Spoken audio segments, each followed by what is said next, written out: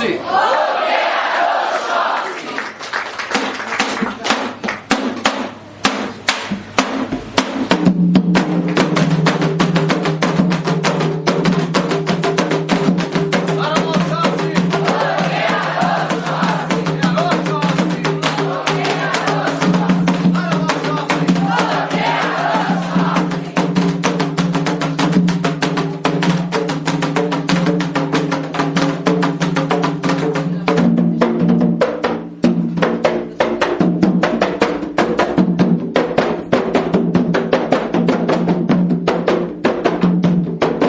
Salve, salve galera umbandista, aqui quem fala é Marlon Martins.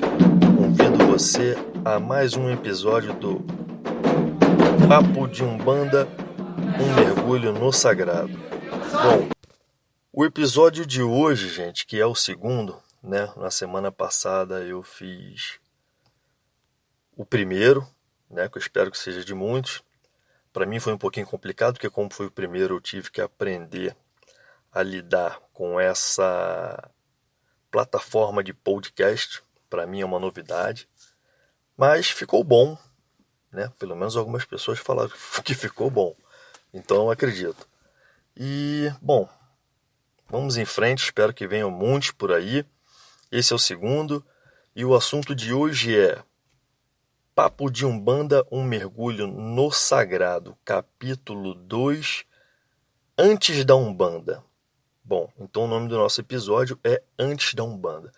O que o Marlon está querendo dizer com o Antes da Umbanda? Bom, gente, na semana passada, no primeiro episódio, eu fiz toda uma introdução, né, explicando o porquê e como surgiu a ideia de fazer o podcast para falar de Umbanda, né? E eu comecei falando de Umbanda sob o ponto de vista de religião, ou vice-versa, falando de religião sob o ponto de vista umbandista.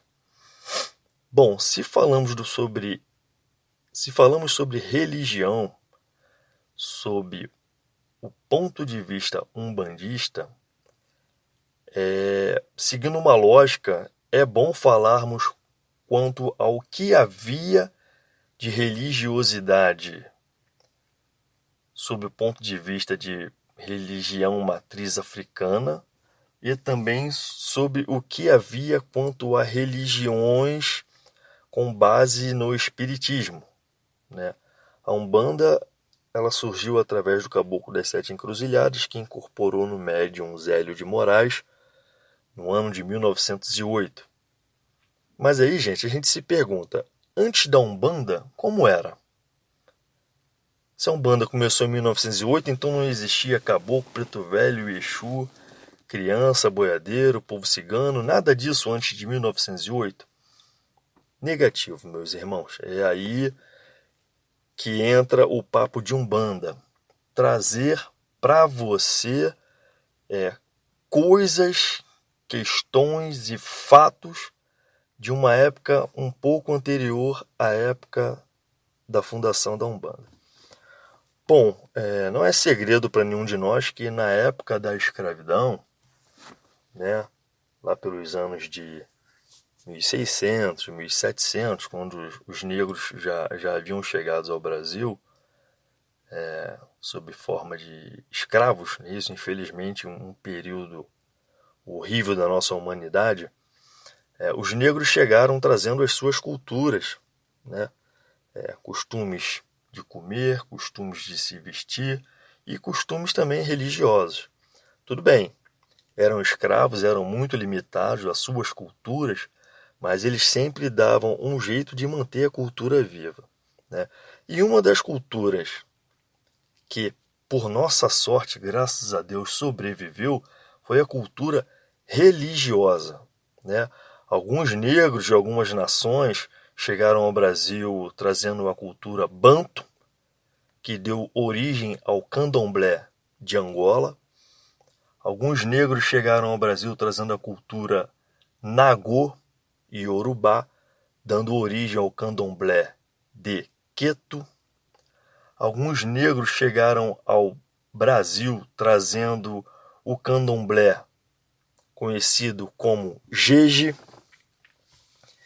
Enfim, Provavelmente algumas outras vertentes e culturas que se encaixam dentro de Candomblé também tenham vindo e provavelmente tenham se perdido com o passar dos anos, mas hoje as 3 maiores nações de Candomblé, que pelo menos eu conheço e tenho notícia e que é praticada ainda nos dias de hoje, é o Candomblé Nação Queto, Candomblé Nação Angola e Candomblé Nação Jeje. Bom, e aí, gente, o que começou a acontecer? Conforme os negros se reuniam nas senzalas, quando podiam, muitas vezes de forma escondida, e eles realizavam os cultos aos deuses africanos, quando a gente fala deuses africanos, a gente está falando de orixás, inquinces e voduns. Ué, Marlon, mas o que é inquinces e voduns? Gente, o orixá é orixá na nação Queto, porque na nação de Angola ele é mais conhecido como inquince, culto ao inquince. E na nação de Jeje ele é conhecido como vodum, culto aos voduns. Marlon, não é a mesma coisa? Sim, é a mesma coisa. Mas uma nação chama de orixá, outra nação chama de inquince e outra nação chama de vodum, que pra gente é a mesma coisa. Porém, até os nomes modificam entre as nações. Não é isso? Ogum é Ogum em Queto, porque em Angola ele recebe um outro nome, mas é a mesma divindade da natureza, e assim é para Xangô, Iemanjá, Inhansã, Oxóssi, Oxum e por aí vai. Tá ok, gente? Bom, então quando os negros praticavam a sua cultura religiosa, pelo menos quando podiam dentro das senzalas, com o passar dos anos, o que começou a acontecer? Os negros começaram a perceber que começou a haver uma enxurrada de incorporações de espíritos ameríndios, ou seja, espíritos de origem indígena, fossem do Brasil ou de outros países, de outras regiões do globo. Enfim, começou-se a ter muita presença de índios incorporando nas rodas de candomblé da época do período escravagista. E aí, gente, um candomblé ele dá um passo à frente, vamos arrumar um termo melhor aqui, possibilitando aparecer uma outra vertente chamada candomblé de caboclo. Quem já ouviu falar de candomblé de caboclo? É exatamente aí que surgiu o candomblé de caboclo. Era o culto ao candomblé que também estava abrindo espaço para incorporações dos indígenas, Então, quando a gente fala, e antes da Umbanda, como era? Antes da Umbanda, era assim. Isso, gente, eu estou falando lá pelos tempos mais remotos, porque já pelo finalzinho de 1890 e pouco, já beirando ali 1900, ou seja, aquele período recente pós-escravatura, o que aconteceu? Os negros foram libertos, entre aspas, E o que fizeram foi uma grande covardia, na verdade. Para sobreviver, o que eles fizeram? Se submeteram a continuar trabalhando sob forma de empregados na casa dos brancos, dos entre aspas, colonizadores, Muitos trabalhavam até de graça, só para não ficar na rua e ter onde morar. E muitos preferiram ir para o interior das matas, das selvas brasileiras, do sertão. E aí começaram a popular. E aonde eu estou querendo chegar? Que a magística ela foi trazida com os negros quando chegaram ao Brasil. E a magística ela se estabeleceu no culto religioso do candomblé. Então os negros eles tinham um conhecimento da magística. E daí saíam muitos feitiços, muitos trabalhos, e muitos tinham nessa situação de magística uma forma de ganhar dinheiro e de sobreviver. E aí a coisa pelo plano espiritual começou a ficar um pouco desajeitada, meu povo, digamos assim. Por quê? porque começou a ter uma demanda muito grande de buscas por feitiços para questões amorosas, questões políticas, questões de vingança e por aí vai. Então vocês imaginam uma cambada de branco milionário pagando para negros fazer feitiço.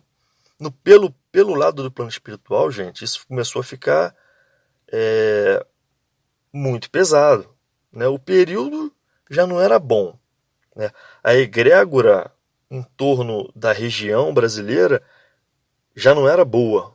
Né? Um período de muito sofrimento, de muita covardia. Enfim, somando a muitos trabalhos de feitiços que os brancos encomendavam com os negros, a coisa pelo lado do plano espiritual começou a ficar um pouquinho não, bem complicada. E aí, resumindo aqui mais ou menos, as práticas de incorporação, as práticas de consulta, as práticas de magia, elas já aconteciam antes do Caboclo das Sete Encruzilhadas fundamentar a Umbanda. Então, provavelmente, como falei, já tinha incorporações de caboclo, já tinha incorporações de preto velho, de boiadeiro, provavelmente de povo cigano, e por aí vai, né? Porque a espiritualidade ela é riquíssima de entidades. Sempre foi, não é de agora. E aí, qual foi o principal objetivo do Caboclo das Sete Encruzilhadas? Foi dar uma ordem, uma doutrina àquela prática de incorporação. E além de dar ordem e doutrina, teve também a questão de dar um foco, dar um norte, que foi o slogan, é isso que a gente conhece. Umbanda, prática da incorporação do espírito para a prática da caridade, trabalhando em cima do Evangelho de Jesus. Foi isso que o Caboclo das Sete Encruzilhadas nos trouxe. E aí nos trouxe toda uma liturgia com fundamentos, com o porquê das coisas, com os rituais, com tudo que nós conhecemos hoje da Umbanda. Talvez nem tudo, porque muita coisa foi acrescentada e foi enriquecendo a liturgia com o passar dos anos. Não é isso? E aí o candomblé de caboclo daquela época não tinha uma doutrina. Né? As incorporações que aconteciam no interior das matas, ou às vezes no fundo do quintal de uma casa, por um negro que habitava essa casa e trabalhava de graça só para ter aquela moradia, essas práticas de incorporações de consulta, de venda de magia, né? Elas não tinham uma doutrina, elas não tinham uma liturgia, elas não tinham uma ordem. E foi isso que o Caboclo das Sete Encruzilhadas nos ajudou a ter quando fundamentou a Umbanda. Além de outras questões como o porquê do fundamento da Umbanda. A Umbanda foi um grito de liberdade. A Umbanda foi um grito contra o preconceito carnal e espiritual principalmente. Por quê? Enquanto eu falei aqui que acontecia o candomblé de caboclo, as incorporações no interior das matas, as incorporações no interior das casas onde os negros moravam subjugados, paralelamente, o espiritismo kardecista estava na moda no Brasil. E aí, minha gente, a ignorância era tanta, que a covardia e o preconceito e o racismo era transcendental ao mundo espiritual. Ou seja, havia racismo no plano espiritual, talvez por um defeito dos encarnados, dos médiuns. Né? Porque, como nós sabemos, nós damos voz aos espíritos e podemos interferir porque temos consciência. Ok, minha gente? O que acontecia?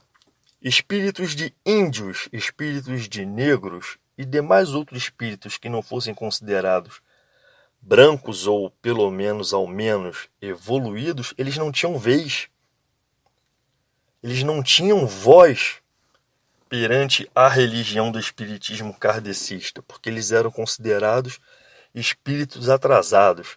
E foi aí que o Frei Gabriel Malagrida